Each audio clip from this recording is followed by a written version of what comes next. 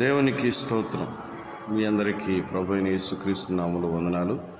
ప్రియులరా, అందరూ బాగున్నారా? మరి ఈరోజు కూడా దేవుని వాక్యాన్ని ధ్యానించడానికి ప్రభు ఇచ్చిన తరుణం కొరకై దేవుడికి కృతజ్ఞతాస్తుతులు చెల్లిస్తూ ఉన్నాను.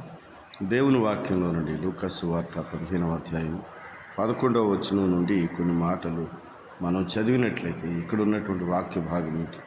యేసుక్రీస్తు ప్రభువారు తానే స్వయంగా ఒక ఉపమానం చెప్పారు. ఒక మనుషునికి 2 కుమారులు ఉన్నారు. వారిలో ఒకడు చిన్నవాడు, అనగా తన ఆస్తిని తీసుకుని తండ్రి దగ్గర నుంచి దూరం అయిపోయి తన ఆస్తి అంతా కూడా పాడు చేసుకుని, ఆ తర్వాత కాలంలో కరువు వచ్చి ఆ కరువులో పందులు యజమాని దగ్గరికి పనివాడిగా చేరి ఆ పందులు తినేటువంటి పొట్టు తినేటువంటి పరిస్థితికి దిగజారిపోయినప్పుడు తనకు వచ్చిన ఆలోచన, నేను నా తండ్రి దగ్గరికి వెళితే చాలామంది కూలి వాళ్లకు మంచి ఆహారం దొరుకుతుంది, నేను వెళ్ళాలని ఆలోచన కలిగి తండ్రి దగ్గరికి బయలుదేరినప్పుడు వాడింకా దూరంగానే ఉన్నప్పుడు తండ్రి పరిగెత్తుకుని వెళ్ళి వాని మెడ మీద పడి ముద్దు పెట్టుకుని మళ్ళా తన స్థానాన్ని తండ్రి తన కుమారునికి ఇచ్చినట్లుగా చూస్తాం. అయితే ఈ లోపల అతన్ని చేర్చుకునే సందర్భంలో పెద్ద కుమారుడు ఆ విషయాన్ని చూసి మరలా తాను ఇంట్లోనికి వెళ్లకుండా సంతోషించకుండా బయటే ఉండి తండ్రి మీద ఫిర్యాదు చేసినట్లుగా చూస్తాం. ఈ వాక్య భాగంలో సాధారణంగా చెప్పేవారు, కొంతమంది చిన్న కుమారుడు తప్పిపోయాడని, కొంతమంది పెద్ద కుమారుడు తప్పిపోయాడని అంటూ ఉంటారు. ఈ నిజానికి చూడాల్సి వస్తే మాట వినక ఒకడు తప్పిపోయాడు, మాట వినిన తర్వాత కూడా మరొకడు తప్పిపోయాడు అని మనం గుర్తించగలం. కనుక వారి యొక్క జీవితాన్ని మనం అర్థం చేసుకుంటే ఎవరు తప్పిపోయారో ఎవరు తప్పిపోలేదో అనే విషయాన్ని మనం ధ్యానం చేయటానికి ఉపయోగం ఏంటి అంటే, ధ్యానం చేయటానికి మనకు ఉపయోగం ఏంటంటే, వారు ఎక్కడ తప్పిపోయారు, ఎందుకు తప్పిపోయారు, వాళ్ళు జరిగినటువంటి సంగతి ఓ స్టోరీ లాగా చదువుకొని మనం వదిలేస్తే ఉపయోగం లేదు. కానీ దాని ద్వారా మనం ఏదైనా నేర్చుకొని ఆత్మీయంగా మన జీవితాలు సరిచేసుకోవటానికి ఆ వాక్య భాగాన్ని ధ్యానించాలని నేనంటాను. కనుక లోకంలో ప్రతి మనుషులు తమకు ఉన్నటువంటి అవకాశాలను బట్టి, దేవుడిచ్చినటువంటి ఆశీర్వాదాలను బట్టి తప్పిపోతున్న వారుగా ఉన్నారు. దేవుడు ఏ దీవెన లేనప్పుడు, దేవుడు ఆశీర్వదించకుండా ఉన్నప్పుడు వారు నమ్మకంగా ఉండి ప్రార్థన చేసుకుంటున్నారు. దేవుడు దీవించిన తర్వాత దేవునికి దూరమైనటువంటి పరిస్థితి, దేవునిలో తప్పిపోతున్నటువంటి పరిస్థితులు మనం చూడగలుగుతున్నాం. కీర్తనలు 119, 176లో తప్పిపోయి ఉన్నారు అనే మాటను చూస్తాం. ఇగో ఇశ్రాయేలీయుల గురించి హోషే గ్రంథంలో దేవుడు అంటాడు, ఇశ్రాయేలీయులు తప్పిపోయి ఉన్నారు, ఎఫ్రాయిము నువ్వు తప్పిపోయావు అంటూ మాట్లాడుతూ ఉన్నారు. మొదటి తిమోతి పత్రికలో 6వ అధ్యాయం 21వ వచనం, మొదటి తిమోతి 6వ అధ్యాయం 21వ వచనంలో వారు విశ్వాసంలో తప్పిపోయారు అంటాడు. విశ్వాసంలో తప్పిపోయారు ఎవరు అంటే, దేవుని పిల్లలుగా రక్షించబడినటువంటి బిడ్డలు కొన్నిసార్లు విశ్వాస విషయంలో తప్పిపోయి వాడబద్దలైనటువంటి స్థితిలో ఉన్నారట.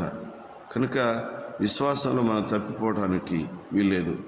2వ పేతురు పత్రికలో 2వ అధ్యాయము 15వ వచనం అంటాడు, వారు పరిశుద్ధతలో తప్పిపోయారు. పరిశుద్ధతలో తప్పిపోవు, విశ్వాసంలో తప్పిపోకూడదు, పరిశుద్ధతలో కూడా తప్పిపోకూడదు. కొందరు ప్రేమలో తప్పిపోయారు అని అంటాడు. ప్రేమలో ఎందుకు తప్పిపోయారు అంటే, ఆ అక్రమం విస్తరించే చేత అనేకుల ప్రేమ చల్లారిపోతుంది. ప్రకటన గ్రంథంలో 2వ అధ్యాయం 4వ వచనంలో అంటాడు, నువ్వు ప్రేమలో తప్పిపోయావు, ప్రేమలో తప్పిపోయావు, నీ మొదటి ప్రేమను మరలా నువ్వు కలిగి ఉండాలి. ప్రేమ లేకపోతే విశ్వాసము నిష్ప్రయోజనమే. కనుక దేవుని వాక్యంలో కొందరు ప్రార్థనలో తప్పిపోయిన వారు ఉన్నారు. మొదట విశ్వాసము, రెండవది పరిశుద్ధత, మూడవది ప్రార్థన విషయంలో కూడా తప్పిపోయిన ఉన్నారు. యోహాను సువార్త 21వ అధ్యాయం 3వ వచనంలో, ఎందుకంటే ప్రార్థన చేశారు ప్రభువుతో కలిసి పేతురు గారు, కానీ కొంతకాలమైన తర్వాత యేసుప్రభు వారు పునరుద్ధరణి తిరిగి లేచిన తర్వాత ఈ 40 రోజుల కాలంలోనే, అంటే 40 దినాలు ఆయన అగుపడుచు పునరుద్ధానం తర్వాత 40 దినాలు కనిపించారు. ఈ మధ్యకాలంలోనే పేతురు గారు విశ్వాసం నుండి ప్రార్థన విడిచిపెట్టేసి వలలు పట్టుకొని తనతో పాటు తన సహోదరులను కూడా ప్రేరేపించి వలలు వేసుకోవటానికి సముద్రంలోకి వేట కోసం వెళ్ళిపోయారు. ఇదిగో కొన్నిసార్లు మనకి ఆర్థిక పరిస్థితులు మనకి మనల్ని ప్రార్థన నుంచి దూరం చేసే అవకాశం ఉంది. నేను కూడా సేవలో ఎన్నో కష్టాలు పడుతూ బిడ్డలను పోషించలేక చిన్న వయసులో తగినటువంటి ఆహారం కూడా పిల్లలకు పెట్టలేని పరిస్థితి, సరైన వస్త్రాలు కూడా కొనలేని పరిస్థితి. అలా బజార్లోకి వెళ్ళి 5 రూపాయలు 2 రూపాయలకి చీరలు, చొక్కాయలు, పిల్లలకు గౌన్లు కొనుక్కొని వచ్చి పిల్లలకి వేసినటువంటి పరిస్థితుల్లో నేను అనుకున్నాను, మొదట్లేగా ఉద్యోగాన్ని వదిలిపెట్టేసి వచ్చినందువల్ల ఈ పరిస్థితి వచ్చింది కనుక మళ్ళీ ఇదివరకులేగా ఉద్యోగం చేసుకుని నా పిల్లలకి కడుపు నిండా తిండి పెడదాం అనుకున్నాను. కడుపు నిండా తిండి తినాల్సిన వయసులో పిల్లలకి పెట్టలేనప్పుడు కష్టాలు వచ్చి సరైన వస్త్రాలు పిల్లలకి ఇవ్వలేని పరిస్థితులు, ఆర్థిక పరిస్థితిని బట్టి మరలా వెళ్ళిపోదాం అనుకున్నాను. నా దేవుడు నన్ను బలపరిచాడు. కష్టాలు ఎన్ని వచ్చినప్పటికీ, ఇరుకులు ఇబ్బందులు వచ్చినప్పటికీ మనం తట్టుకోవాలండి. దేవుడు నమ్మదగిన వాడు కదా. అప్పుడు నేను మళ్ళీ వెనక్కి వెళ్లకుండా ఏ పని చేద్దామని అనుకున్నప్పటికీ, ఉద్యోగం చేసుకుందాం అనుకున్నప్పటికీ మరలా దేవుడు నన్ను బలపరిచాడు. దానితో పాటు నా భార్య కూడా వద్దండి కష్టపడదాం, దేవుని సేవలోనే కష్టపడదాం అంటూ తన అవసరమైతే కష్టపడింది, కానీ నన్నైతే ఏ కూలి పని కానీ ఉద్యోగం కానీ చేయకుండా తను కూడా నన్ను ఎంతో ప్రోత్సహించింది. ప్రియమైన భాగస్వామిలో మీతో మాట్లాడుతున్నాను. ఓ భర్తగా నీ భార్య ఆత్మీయ జీవితం దిగజారిపోతున్నప్పుడు నువ్వే ప్రోత్సహించి బలపరచాలి. ఓ భార్యగా నీ భర్త యొక్క ఆత్మీయ జీవితం బలహీనమైపోతున్నప్పుడు నువ్వే తనను బలపరచాలి. ఎవరో వచ్చి మన బలహీనతలను చూస్తే వాళ్ళు ఏదో రోజున మనల్ని విమర్శిస్తారు. ఓ చెల్లి, ఓ కుమార్తె, నీతో మాట్లాడుతున్నాను. గుట్టుగా బ్రతుకు, కష్టాలను ఓపికతో భరించు, భర్తను అర్థం చేసుకో, పొరపాట్లు నీ మనసులో దాచుకో. భర్తగా భార్యగా ఎవరైనా కానీ కొన్నిసార్లు ఏదో విషయంలో దేవునికి దూరమైనప్పుడు, మనల్ని కష్టపెట్టినప్పుడు ఓర్చుకునేటువంటి కృప కావాలి. అలాగే ఇక్కడ చూసిన 3వ విషయం, 4వ విషయం చూస్తే ప్రేమలో తప్పిపోయినటువంటి పరిస్థితి. ప్రకటన గ్రంథంలో చూస్తాం కదా, 2:4 నువ్వు ప్రేమలో తప్పిపోయావని. అలాగే సత్క్రియలు చేయటంలో తప్పిపోకూడదు. సత్క్రియలు చేసే విషయంలో తప్పిపోకూడదు. సత్క్రియ చేయాలి.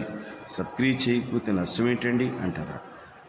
మరి కయ్యను హేబెలు సందర్భంలో అంటాడు కదా కయ్యనుతో, నువ్వు సత్క్రియ చేసినలా తల ఎత్తుకునవా? సత్క్రియ చేయకపోతే నీ వాకిట పాపము పొంచి ఉండును. పాపం ఏం చేస్తుంది? చాలా భయంకరమైంది కదా. జీవితాలను పాడు చేస్తుంది, కుటుంబాలను నాశనం చేస్తుంది. కనుక పాపము మన ఇంట్లోనికి, మన కుటుంబంలోనికి, మన వాకిట్లోనికి రాకుండా దేవునికి నమ్మకంగా ఉందాం. అలాగే యథార్థ విషయంలో తప్పిపోకూడదు. మనం యథార్థంగా, ఏ కష్టం వచ్చినా యథార్థంగా నిలబడు. ఆయన నీ పక్షంగా నిలబడి నీకున్నటువంటి కష్టాల విషయంలో ఆయన సహాయం చేస్తాడు. విధేయత విషయంలో నిలకడగా ఉండు, తప్పిపోవద్దు.